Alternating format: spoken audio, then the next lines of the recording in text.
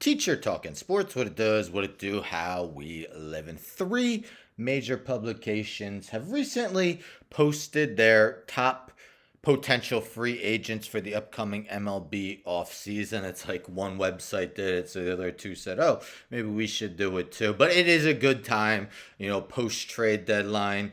Not really going to see players change teams until the off season. So, especially if your team's out of the race, you want to see who you can add. Well, ESPN's Kylie McDaniel and CBS Sports' RJ Anderson did their top 10 upcoming potential free agents. The Athletics' Jim Bowden, former GM of both the Washington Nationals and the Cincinnati Reds, did his top 30, but I'll share his top 10 and we could compare the three. They are actually quite similar though. Between those three top tens, only 13 names are named. So let's look into it. Guys, are you really surprised about who's number one unanimously on all three lists? The only question is, will he reach a contract that could reach excess of $600 million this offseason?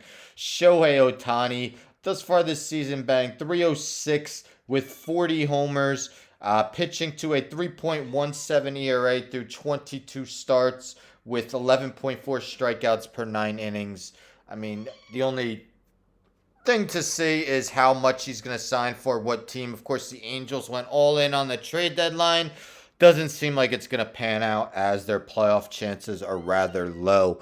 Now, two of the three, ESPN and CBS Sports, have Matt Chapman second. Always been one of the better defensive third basemen. Offense, he produces, albeit not a very high batting average. This season at 257.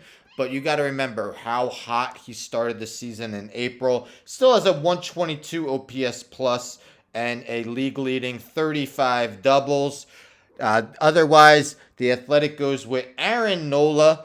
Aaron Nola second, while he is fifth on ESPN and all the way in eighth in CBS Sports. Aaron Nola, always one of those guys who the analytics and the metrics all seem to be more favorable of him than his actual output. I mean, he's still got a 3.70 ERA for his career, but this year 4.49, a league leading 26 homers allowed. Still a very good 1.14 whip, 9.3 Ks per nine, though, is actually the lowest since his rookie season of 2015.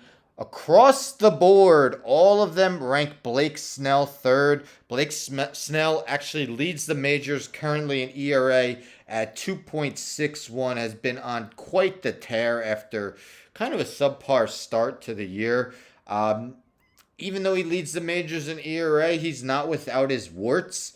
72 walks in 124 innings, so he's walking 5.2 batters per 9 inning, giving him a whip of basically 1.3 on the season. Still 11.9 strikeouts per 9 innings. 2018 AL Cy Young winner has a chance to potentially take home his second Cy Young.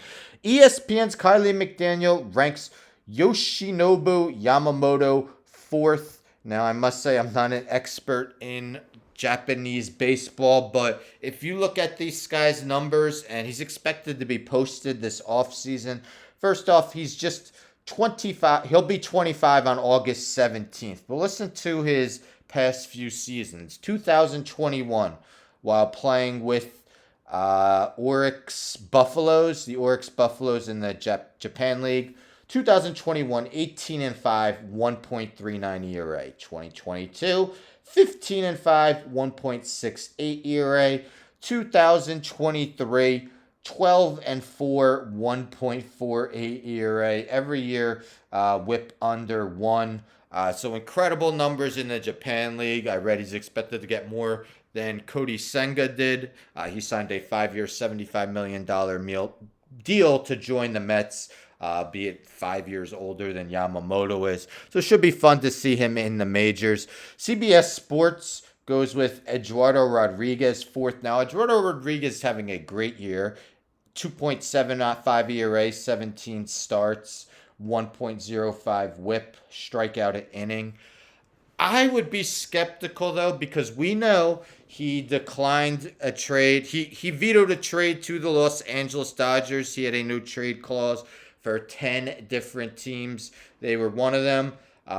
Family reasons, you respect that, but you got to be a little skeptical whether, if you're a contender, to sign him, whether winning is the biggest thing for him. I mean, he would have only had to go to the Dodgers for a few months and, of course, be a free agent. He does have, I think, 3 years, $54 million left on his contract, but he could opt out, and he's expected to do so. I would be a little unsure. He's a guy who missed the whole COVID season and had an ERA over 4 in both 2021 and 2022. Meanwhile, the Athletic has Julio Urias fourth. That's compared to CBS Sports having him sixth and ESPN having him eighth. Now, I might have him a little higher. I kind of agree with the Athletics' Jim Bowden here. Led the NL with a 2.16 ERA last year, finishing third in NL Cy Young voting, seventh in NL Cy Young voting in 2021. Career 3.03 ERA. Yes, it's 4.39 this season, but his last two starts, 11 innings, no runs given up. So, by the end of the season, his rankings may improve for all three of these writers. Fifth, we see CBS Sports has Cody Bellinger fifth. What a season he's having. He's probably going to finish top 10 in NL MVP voting this year. 327 batting average, 17 homers, 14 steals, a 928 OPS, the 2019 NL MVP winner. 2021, 165 batting average, 542 OPS. 2022, 210 batting average, 654 OPS. The Dodgers basically gave up on him, and the Cubs are paying dividends because of it. Just 28 years old, so he should get a long-term deal in the offseason. What other names haven't I named? We got Josh Hader, sixth on ESPN. Now, Edwin Diaz has the largest contract ever for a reliever. Unfortunately, he's missed his whole first year after signing it.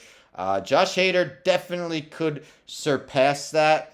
0.86 ERA this season, 26 saves, 63 strikeouts in 41 and 2/3 innings, 15 and 1/10 strikeouts per 9 innings for his career. One of the most lights out relievers the game has ever seen. Other names on here, we got